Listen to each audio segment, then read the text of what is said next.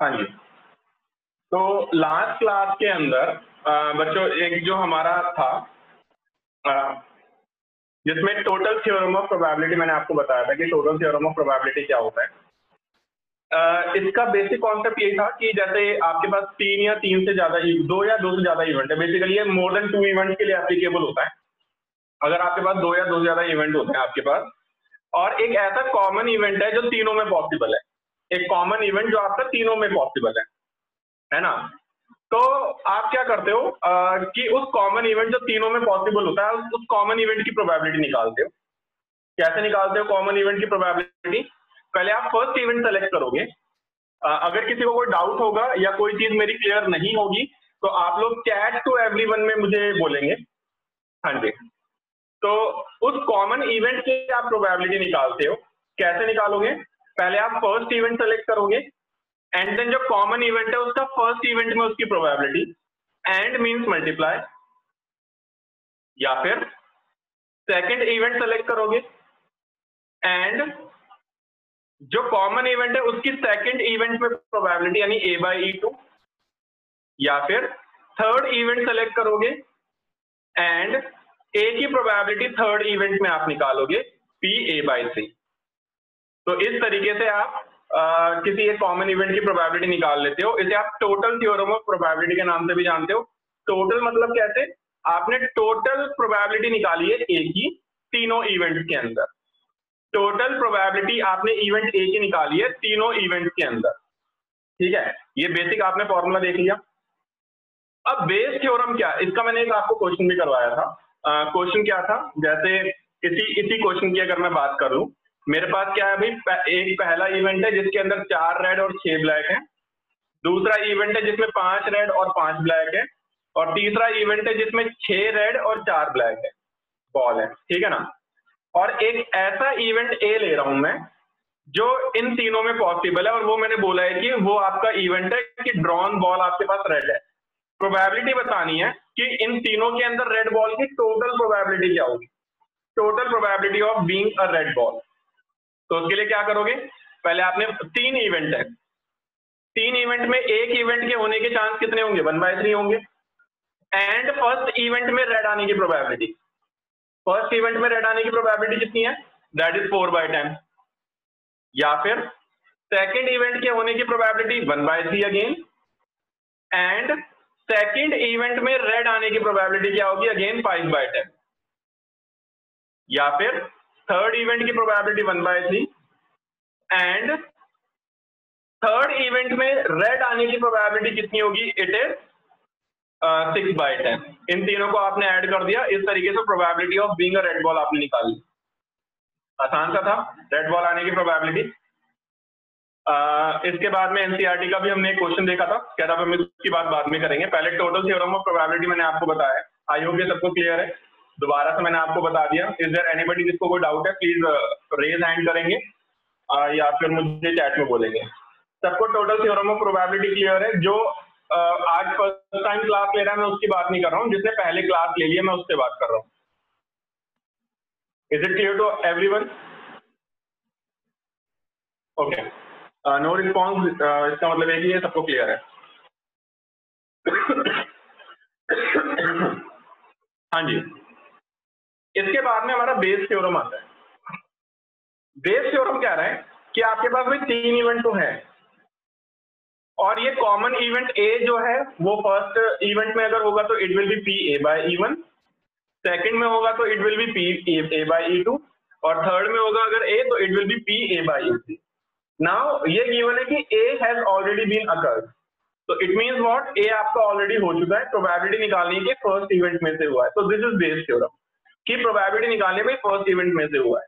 Given क्या है? a event आपका हो चुका है। मैंने आपको फर्स्ट एक्सरसाइज में बताया था कंडीशनल प्रोबेबिलिटी कि एक इवेंट आपको दे रखा है, दूसरे इवेंट की प्रोबेबिलिटी निकालनी है। तो जो इवेंट आपको दे रखा है that will be in your denominator, और जो आपको निकालना है that will be in your numerator. तो E1 by A अगर आपको निकालना है तो मैंने आपको बताया था probability of E1 intersection A upon probability of A, first exercise का कॉन्सेप्ट है। E1 इंटरसेक्शन A का मैंने आपको फॉर्मूला ही बताया था कि अगर आपको probability of A by E1 निकालना होगा तो फॉर्मूला क्या होता है? Probability of A intersection E1 upon probability of E1, है ना। तो अब ये डिवाइड में इधर आके मल्टीप्लाई में आ जाएगा, तो A by E1 into probability of E1 that will be what, P A intersection E1। तो इस तरीके से आपका E इंटरसेक्शन A1 अगर आप निकालोगे तो क्या आएगा, it will be sorry P A intersection E1 that will be P E1 into P A by E1। तो इससे फॉर्मूला आपका डराइव हो जाता है, न्यूमरेटर आपको मिल गया, अपॉन में probability of A. Probability of A आपने पीछे टोटल थ्योरम ऑफ प्रोबेबिलिटी में निकालना देखा ही था, तो it will be your total theorem of probability. तो ठीक वैसे मैंने आप लोगों से ये भी पूछा था कि भाई P E two by A क्या होगा, तो आप लोगों ने P E two by A बताया था, that is probability of E2 into probability of A by E2 upon total theorem of probability. E3 by A भी आपने बता दिया था। तो 2 मिनट में दे रहा हूँ तुम लोगों को, रैंडमली मैं किसी से भी ये वाला फॉर्मूला सुन सकता हूँ। तो सारे बच्चे भाई एक बार जरा इन फॉर्मूला, ये फॉर्मूला जो है बेस थ्योरम का फॉर्मूला, एक बार जल्दी से याद कर लो, क्विकली एक बार जल्दी से याद कर लो। 2 मिनट है आपके पास, फॉर्मूला याद कर लो, फिर मैं तुम लोगों से सुनने जा रहा हूँ 2 मिनट के अंदर। यस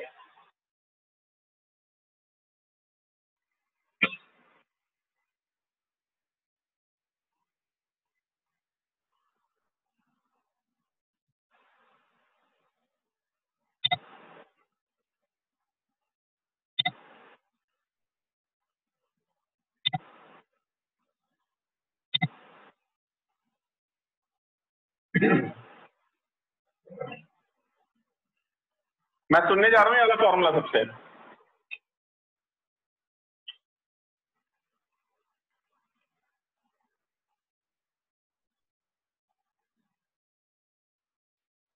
चलिए जरा सुन लेते हैं।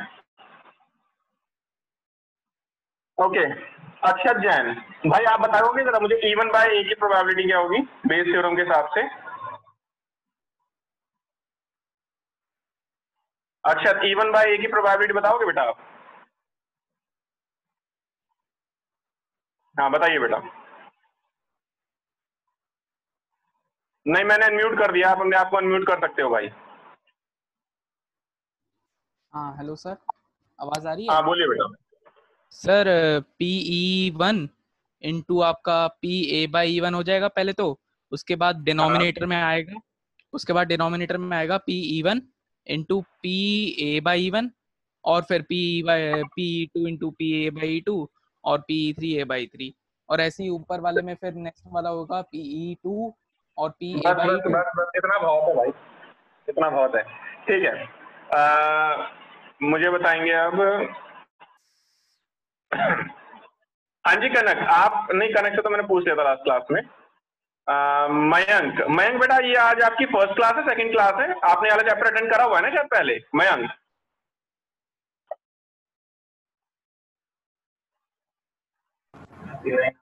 Second class. सेकंड क्लास है, चलो फिर तो आपको अभी ज्यादा समझ में नहीं आएगा। पीयूष, अरे भाई पीयूष बड़े दिनों बाद तो आया बेटा आज काबू में। पीयूष बेटा तू मुझे सुना दे, कंडीशनल प्रोबेबिलिटी का फॉर्मूला बता दे भाई पीयूष। कंडीशनल प्रोबेबिलिटी क्या होती है भाई? सर कंडीशनल प्रोबेबिलिटी होती है आपका ये P E इंटरसेक्शन F जो कि होता है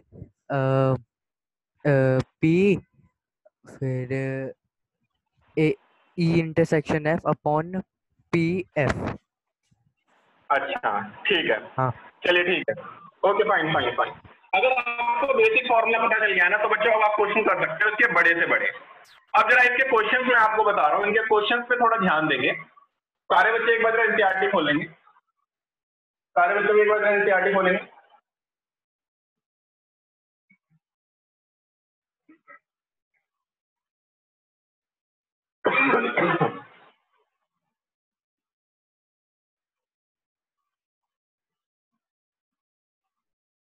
एनसीईआरटी के अंदर लास्ट चैप्टर ही है बेटा ये आपका। हाँ जी, तो इसे ओपन करेंगे जरा एक बार प्रोबेबिलिटी के अंदर, और थर्ड एक्सरसाइज जरा एक बार खोलेंगे। मैं एक एक करके आपको सारे के सारे क्वेश्चन डिस्कस कर रहा हूँ क्योंकि थोड़ा इंपॉर्टेंट है बेटा वाला चैप्टर। मैं सारे के सारे क्वेश्चन आपसे डिस्कस कर रहा हूँ, ठीक है ना। यस। क्वेश्चन नंबर 2 मैं आपसे डिस्कस कर चुका था। नाउ अब मैं क्वेश्चन नंबर 3 से ले रहा हूं। सारे बच्चे जरा एक बार ध्यान से देखना क्वेश्चन नंबर 3, अच्छे से समझना। एक बार सारे बच्चे भी क्वेश्चन को रीड भी करेंगे अपने लेवल पे, आप लोग रीड भी करोगे, ऐसा नहीं है कि आप मेरे भरोसे रहोगे। हाँ,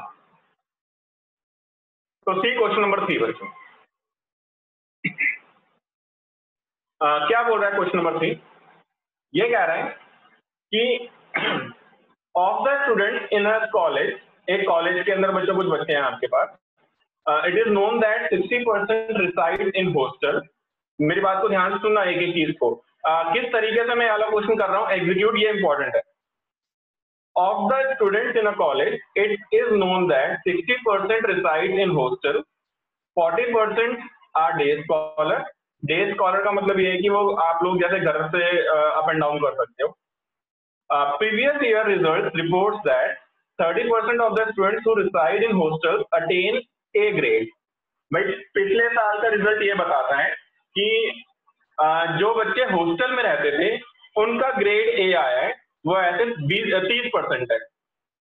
और जबकि 20% ऐसे हैं जो क्या है, 30% of student who reside in hostel grade A and 20% जो है वो डे स्कॉलर है। बिल्कुल ठीक है। At the end of the year one student is chosen at random.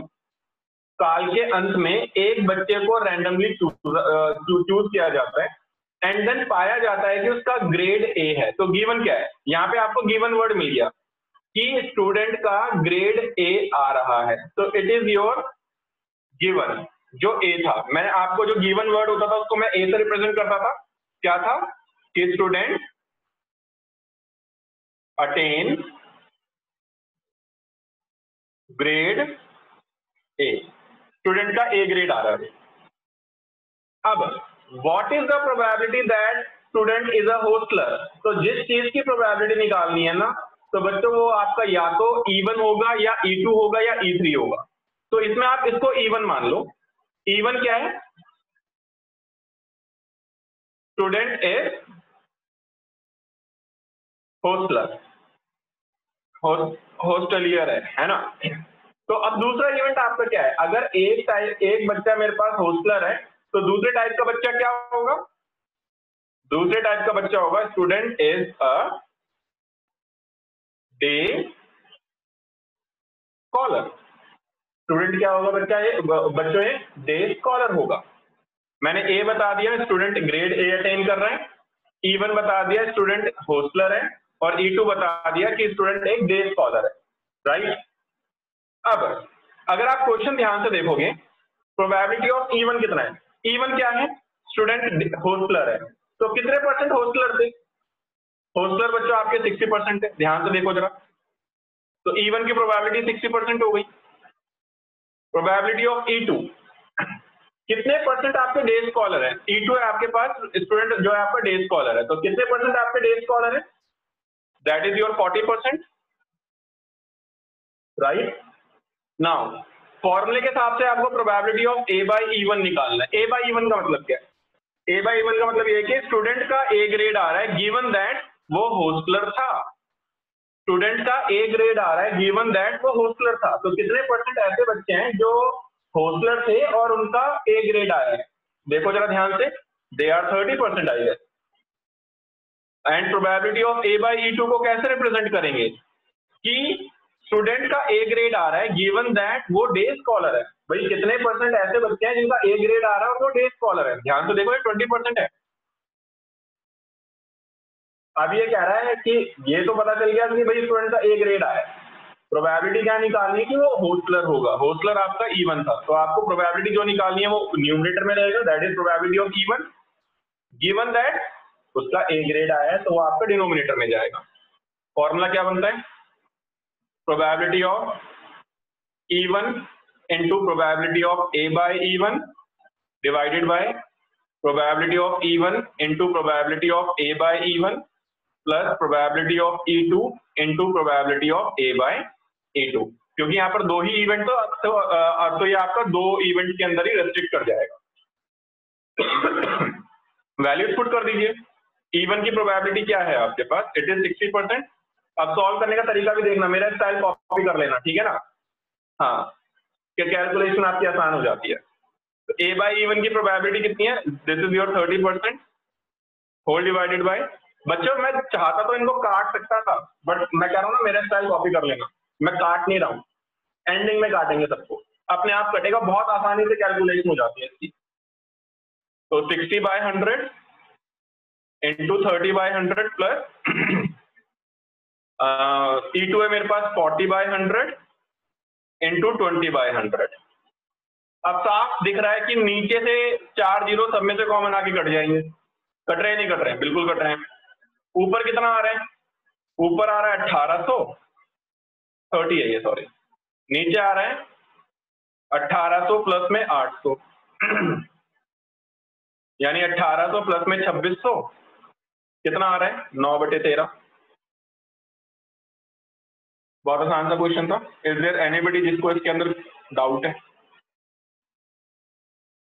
Is there anybody जिसको डाउट है इस वाले क्वेश्चन के अंदर, रेज योर हैंड। बहुत ज्यादा सिंपल सा क्वेश्चन था और बहुत इंपॉर्टेंट क्वेश्चन था। क्या किसी को समझने में दिक्कत आई इस वाले क्वेश्चन को, क्लियर है ना सबको, बिल्कुल। हाँ हाँ जी अमन बेटा बोलिए, आप कुछ बोलना चाह रहे हो। ओके, मैं एक बार दोबारा रिपीट कर देता हूँ, कोई बात नहीं बेटा। पहले तो मैंने आपको बताया कि सबसे इंपॉर्टेंट चीज इस वाले क्वेश्चन में क्या है कि आपको पहले फॉर्मूला याद करना है। फॉर्मूला याद, सारी चीजें क्लियर है। और फॉर्मूले के अंदर हमें 2-3 चीजें ध्यान रखनी है, और वो 2-3 चीजें क्या हैं, पहले आप क्वेश्चन पढ़ो ध्यान से, और जब आप क्वेश्चन पढ़ोगे तो आपकी जो लास्ट की 2 लाइनें हैं ना उन पे फोकस करेंगे। लास्ट की 2 लाइनों के अंदर आपको बच्चों गिवन भी मिलेगा और आपको क्या फाइंड करना है वो भी मिलेगा। लास्ट की 2 सेंटेंस पे आप हमेशा फोकस करोगे, बेस थ्योरम का क्वेश्चन आएगा तो यहाँ पर अगर आप क्वेश्चन पढ़ोगे ध्यान से तो आप ध्यान से देखो, ये कह रहा है कि one of the student in a college of the student in a college, it is known that 60% reside in hostel and 40% are day scholars. 60% ऐसे हैं जो हॉस्टल में रह रहे हैं और 40% ऐसे हैं जो डे स्कॉलर हैं। Previous year results report that 30% of the all students who reside in hostel attain grade A. पिछले साल का रिजल्ट ये बताता है कि भाई 30% ऐसे हैं जो हॉस्टल में रहते थे और उनका A ग्रेड आया, 20% ऐसे हैं जो डे स्कॉलर थे और उनका A ग्रेड आया। At the end of the year, one student is chosen at random. साल के अंत में एक बच्चे को चूज किया जाता है। What is the probability that student is a hostler? अच्छा, साल के अंत में जिस बच्चे को चूज किया जाता है ये भी पता है कि उसका A ग्रेड आया है, तो इट मीन्स व्हाट, A आपको मिल गया, student attain grade A। Even क्या है, स्टूडेंट एक हॉस्टलर था, है ना। कैसे, देखो जरा लास्ट आप वो पढ़ो, लास्ट सेंटेंस पढ़ो, what is the probability that student is a hosteller, तो it will be your A। E2 क्या है, अगर एक टाइप का बच्चा हॉस्टलर है तो दूसरे टाइप का बच्चा क्या होगा आपका, he will be a day scholar ना, तो student is a day scholar, this is your E2। अब probability of E1 that means student is a hosteller, इसकी प्रोबेबिलिटी 60%। आप देखो जरा कितने बच्चे आपके हॉस्टल में रहते हैं, 60%, और E2 40%। क्वेश्चन को थोड़ा सा डिफिकल्ट करने के लिए मैं क्या करूंगा, ये 40% दूंगा ही नहीं, I will not give you this 40%। तो अल्टीमेटली भाई आपको समझ में आ जाना चाहिए कि 100% बच्चे होते हैं, आपको पता है 60% अगर हॉस्टल वाले हैं तो 40% डे स्कॉलर ही होंगे। 2 टाइप के बच्चे होते हैं, या तो हॉस्टल में रहेंगे या फिर घर पे रहेंगे। पीजी वाले को मैं हॉस्टल में काउंट करूंगा, ठीक है ना। तो आप डायरेक्टली क्या करोगे, 100 में से 60% माइनस करोगे, you will get 40% directly. A by E1, जो बच्चे हॉस्टलर हैं और उनका ग्रेड A आया है, मतलब A by E1 को कैसे रीड करेंगे, probability student attains grade A given that he is a hostler, that is 30%. PA by E2, student is a day scholar given that, sorry, student attains grade A given that he is a day scholar, that is 20%. So this is A by E2 20%. आपको E1 by A निकालना है, तो E1 by A क्या होता है, that is formula मैंने डाल दिया, वैल्यू मैंने पुट अप कर दी, ठीक है, समझ में आ गया अमन फॉर्मूला देखकर। Aman, is it clear to you? Okay, अगर अब ये क्लियर है आपको तो जरा थोड़ा सा एडवांस क्वेश्चन पे जाते हैं। बच्चों रीड करना जरा के बाद क्वेश्चन नंबर 4। एक मिनट जरा, शायद मेरा बेबी है, जस्ट अ मिनट। एक बार जरा सारे बच्चे क्वेश्चन नंबर 4 रीड करेंगे क्वेश्चन नंबर 4।